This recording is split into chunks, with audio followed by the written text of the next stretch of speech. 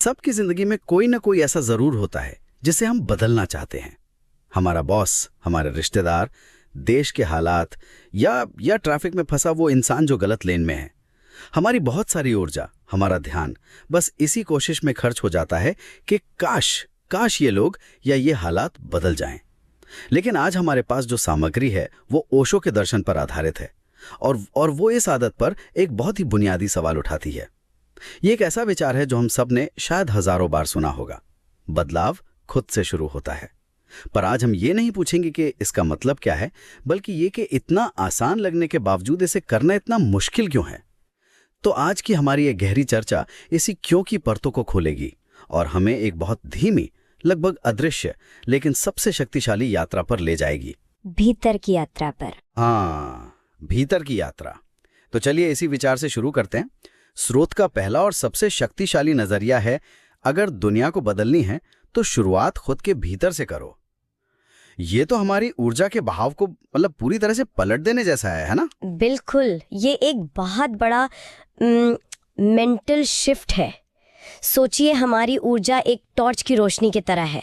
ज्यादातर समय हम इस टॉर्च को बाहर की दुनिया पर, दूसरों की गलतियों पर, सिस्टम की खामियों पर, इन सब पर फोकस करके रखते हैं। हाँ, हमेशा बाहर। हाँ, ये दर्शन कहता है कि उस टॉर्च को घुमाकर अपने अंदर की तरफ ले आओ। देखो कि तुम्हारे अपने मन में क्या चल रहा है। और यहाँ जो सबसे जरूरी शब्द है वो है धीमा। हमारी दुनिया तेज नतीजों की आदी है। इंस्टेंट कॉफी, फास्ट फूड, 2 दिन में वजन घटाने के वादे। एग्जैक्टली। लेकिन ये रास्ता ठीक इसका उल्टा है। ये एक माली की तरह है जो अपने अंदर के बगीचे पर धीरे धीरे काम करता है। आप बीज बोते हैं, पानी देते हैं और फिर धैर्य से इंतजार करते हैं। ये बहुत दिलचस्प बात है। तो ये नहीं कि दुनिया की समस्याओं को अनदेखा कर दो, बल्कि ये कि एक अशांत, एक बिखरे हुए मन से हम वैसे भी कुछ ठीक नहीं कर सकते। शायद पहला कदम अपने औजार यानी अपने मन को ही ठीक करना है। आपने बिल्कुल सही पकड़ा। देखिए, अगर एक सर्जन के हाथ कांप रहे हों तो वो ऑपरेशन नहीं कर सकता, चाहे उसकी नीयत कितनी भी अच्छी क्यों ना हो। हमारा मन भी ठीक वैसा ही है। अगर वो गुस्से, चिंता या जल्दबाजी से कांप रहा है तो बाहर की दुनिया में हम जो भी करेंगे उससे हालात और बिगड़ेंगे ही। हाँ, बिगड़ेंगे ही। इसीलिए स्रोत कहता है, जब आप अपने विचार साफ करते हो, मन शांत करते हो, तब आपकी पूरी जिंदगी बदलने लगती है। और यहीं पर मेरे लिए एक बहुत दिलचस्प बात सामने आती है। स्रोत का कहना है, समस्याएं वही रहती हैं, लेकिन उन्हें देखने का तरीका बदल जाता है। ये एक बहुत बड़ा दावा है।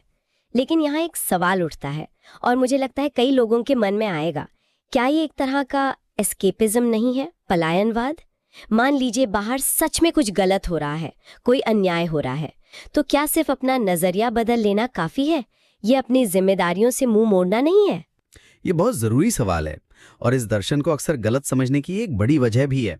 देखिए, ये पलायनवाद नहीं है, बल्कि ये असरदार एक्शन की तैयारी है। एक होता है रिएक्शन यानी प्रतिक्रिया और एक होता है रिस्पॉन्स यानी जवाब।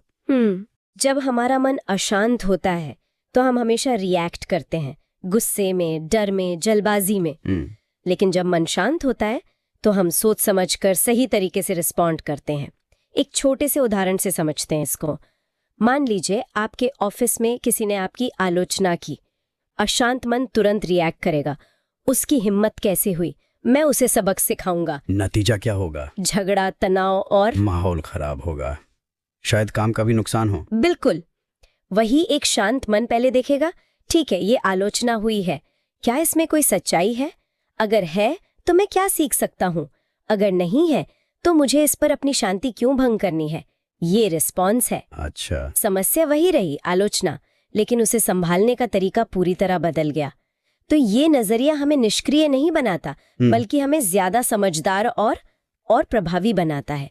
ये एक धीमी प्रक्रिया है जिसमें हम अपने ऑटोमेटिक रिएक्शन के पैटर्न को तोड़ना सीखते हैं। ये तो काफी हद तक आधुनिक मनोविज्ञान के कॉग्निटिव बिहेवियरल थेरेपी या सीबीटी जैसा लगता है, जहां आप अपने नकारात्मक विचारों को पहचान कर उन्हें चुनौती देते हैं ताकि उन पर आपकी भावनात्मक पकड़ कम हो सके।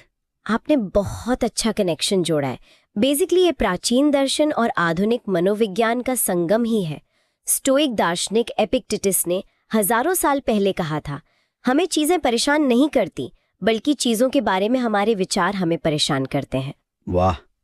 सीबीटी भी तो इसी सिद्धांत पर काम करता है। तो ये कोई नई या हवाई बात नहीं है, ये एक समय परीक्षित सच्चाई है कि हमारी भीतरी दुनिया ही हमारी बाहरी दुनिया का अनुभव तय करती है। और शायद इसी भीतरी दुनिया को समझने की यात्रा में अगला कदम खुद को पहचानना है। स्रोत कहता है तुम्हें किसी और जैसा बनने की जरूरत नहीं है, बस अपने आप को पहचानो। ये बात आज के सोशल मीडिया के दौर में तो और भी ज्यादा चुभती है। इंस्टाग्राम पे सबकी परफेक्ट छुट्टियां देखकर, लिंक्डइन पे सबकी तरक्की देखकर एक अजीब सी दौड़ शुरू हो जाती है कि मुझे भी वैसा ही बनना है। और ये दौड़ सबसे थका देने वाली दौड़ है, क्योंकि इसकी कोई फिनिश लाइन नहीं है। आप एक इंसान की तरह बन भी जाएंगे तो आपको कोई दूसरा दिख जाएगा। स्रोत हमें इस बाहरी दौड़ से हटाकर एक भीतरी खोज पर ले जाता है।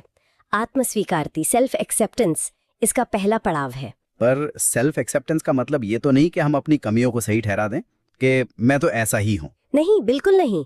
इसका मतलब है कि हम ईमानदारी से ये स्वीकार करें कि हाँ, मुझ में ये अच्छाइयाँ हैं और ये कमियां भी हैं। ये मेरी शुरुआती लाइन है। सुधार यहीं से शुरू होता है। जब तक आप यही नहीं मानेंगे कि आप कहाँ खड़े हैं, तो आप आगे का नक्शा कैसे बनाएंगे? सही बात है। आप किसी और के रास्ते पर चलकर अपनी मंजिल तक कैसे पहुंच सकते हैं? रास्ता ही गलत है। दूसरों की नकल करना शायद एक शॉर्टकट जैसा लगता है, लेकिन असल में ये हमें खुद से और दूर ले जाता है। पर खुद को पहचानना ये भी तो कोई एक दिन का काम नहीं है। ये भी एक धीमी प्रक्रिया ही होगी। ये जिंदगी भर की प्रक्रिया है। परत बर परत हम खुद को समझते हैं, अपनी आदतों को देखकर, अपने डर का सामना करके, अपनी खुशियों के स्रोत को पहचान कर। ये कोई वीकेंड वर्कशॉप का नतीजा नहीं है, ये रोजमर्रा की जिंदगी में छोटे छोटे पलों में खुद पर ध्यान देने से होता है। ये सुनने में तो बहुत गहरा और अच्छा लग रहा है, और इंटेलेक्चुअली हम सब शायद इस बात से सहमत भी होंगे। लेकिन जब सुबह उठकर ऑफिस का स्ट्रेस या घर की जिम्मेदारियां सामने आती हैं, तो ये सारी फिलॉसफी खिड़की से बाहर चली जाती है। असली सवाल तो यही है कि इस शांत, इस धीमी यात्रा को अपनी असल जिंदगी में आज और अभी कैसे उतारा जाए। क्या स्रोत हमें कोई छोटा प्रैक्टिकल कदम भी बताता है? हाँ, और इस दर्शन की खूबसूरती यही है कि ये सिर्फ बड़ी बड़ी बातें करके छोड़ नहीं देता। ये एक बहुत ही सरल, जमीन से जुड़ा हुआ और छोटा कदम बताता है, जिसे कोई भी कहीं भी कर सकता है। कोई मुश्किल योग या घंटों का ध्यान नहीं। तो वो कदम क्या है? स्रोत का सुझाव है, आज कुछ मिनट शांति में बैठो, अपनी आती जाती सांसों को महसूस करो और खुद से बस इतना कहो, मैं जैसा हूं ठीक हूं, और आज मैं खुद को थोड़ा बेहतर बनाऊंगा। बस इतना ही? मतलब कोई बड़ा संकल्प नहीं, कोई नाटकीय जीवन परिवर्तन का ऐलान नहीं, बस कुछ मिनट की शांति और एक छोटा सा इरादा। ये तो बहुत ही आसान लगता है, शायद इतना आसान कि यकीन करना मुश्किल हो। और यही इसका जादू है। हम हमेशा बड़े बदलावों के लिए बड़े कदमों का इंतजार करते रहते हैं और कभी शुरुआत ही नहीं कर पाते। ये दर्शन कहता है कि शुरुआत एक नन्हे से बीज से करो। ये कुछ मिनट का मौन और ये छोटा सा इरादा ही वो बीज है। एक बीज।